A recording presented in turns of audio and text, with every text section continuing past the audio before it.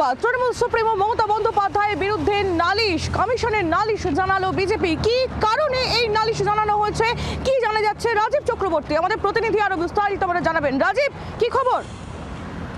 দেখো, আজকে বিজেপির কেন্দ্রীয় নেতাদের একটি প্রতিনিধি দল দিল্লিতে নির্বাচন সদনে গিয়ে কেন্দ্রীয় নির্বাচন কমিশনার জ্ঞানেশ কুমারের সঙ্গে তারা দেখা করেন এবং সেখানে মুখ্যমন্ত্রী মমতা বন্দ্যোপাধ্যায়ের বিরুদ্ধে তারা নালিশ করেন।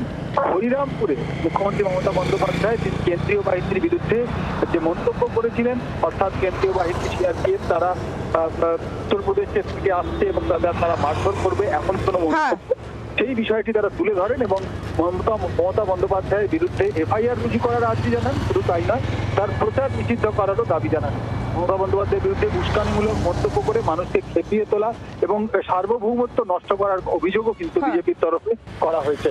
এর আগেও বিজেপির তরফে একই ধরনের অভিযোগ করা হয়েছে। আমরা জানি দিন কয়েক আগেই বিজেপির কেন্দ্রীয় নেতারা তারা এসে বন্দ্যোপাধ্যায়ের বিরুদ্ধে একই ধরনের নালিশ নির্বাচন কমিশনের কাছে কিন্তু জানিয়ে দিয়েছিল। বাংলার রাজনীতিতে যখন ভোট পর্ব চলছে তখন একের পর এক অভিযোগ পাল্টা অভিযোগ চলছে এবং যেটি এক্ষেত্রে গুরুত্বপূর্ণ, এখনো পর্যন্ত দুবার মমতা বন্দ্যোপাধ্যায়ের বিরুদ্ধে ব্যবস্থা নেওয়ার দাবি নির্বাচন কমিশনের কাছে জানালো বিজেপি। ধন্যবাদ রাজীব তোমায়।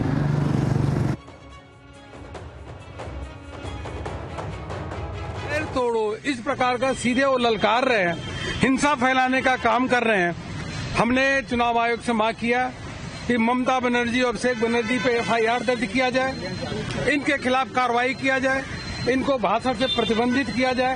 यह सब हम लोगों ने इलेक्शन कमीशन से मांग किया है, क्योंकि यह लोग लोगों के मन में डर और भय पैदा करने के काम कर रहे हैं।